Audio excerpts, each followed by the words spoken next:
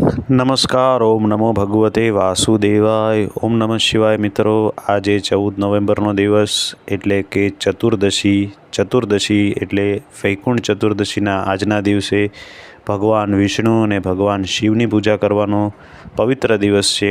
આ દિવસે વિધિ વિધાનપૂર્વક પૂજા કરવાથી આપણને વૈકુંઠ ધામમાં પ્રવેશ મળે છે.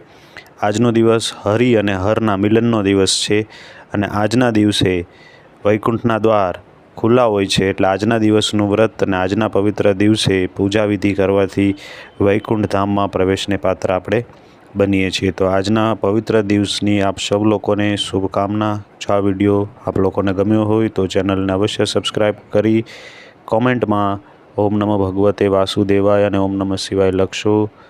ફરી મળીશું કોઈ નવા વિડીયોમાં. ઓમ નમઃ શિવાય.